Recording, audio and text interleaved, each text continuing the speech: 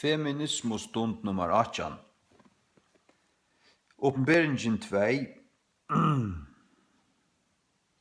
20. Og i brevet Jesu Krist til kyrkjene og i Tuatiro stendur skriva. Hevast hetta. Jeg har nekra få loter i møtet her. Jeg tog at du løyverst hese kvinnene Jesubel, som kallar seg sjálva en profetinno, at fralæra og at tøla tænarmunnar til å fremja siløyse og at eta ting offra eller slatoffra skurgoden. Han er i truting, han er i nøkker ting i møtet dem. Telja vi opp så er det troi. Nummer 8 er at til løyto kvinnene Jesubel, som kallar seg en profetinno, er fralæra. Det var det første han hei møtet dem. Hvor det er? Jeg har ikke hørt nekka. Kjenner det ikke godt året? Det skulle ikke fralæra. Det hei han møtet dem, at han løvde henne.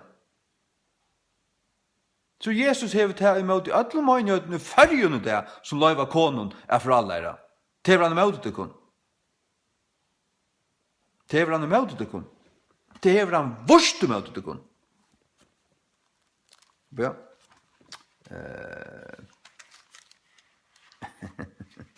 Bøya med.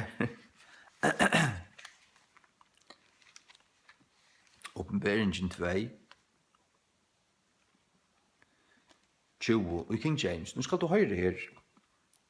Notwithstanding, I have a few things against thee, because thou sufferest, loiver eller tåler, thou sufferest that woman Jezebel, which calleth herself a prophetess, to teach and to seduce. Ta du sier and to, så er det det fyrra og ta søttna. Det er ikke det samme. Det er kvarsut, det er dårligt sundur. Det er det første han har i møte om til at det er overhøver lagt enn å lære. Det skulle hun ikke slippe. Hun skulle ikke slippe å lære. Overhøver. Og ta inn så var slappen å lære. En så begynner hun å tøle. Han sa at han er til å fremje siløse. Og at offra ting, slater offra skurgoden. At det var en svika profetinna. Som høggormeren, edens ormeren hei tølt, akkurat som han fikk tølt Evo.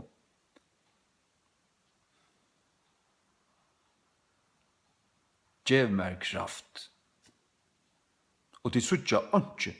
Og selv om de høyrer det, så vil jeg ikke høre det. De tåler ikke høre det. De får heksa i, av tøyarandanen, og av Satan.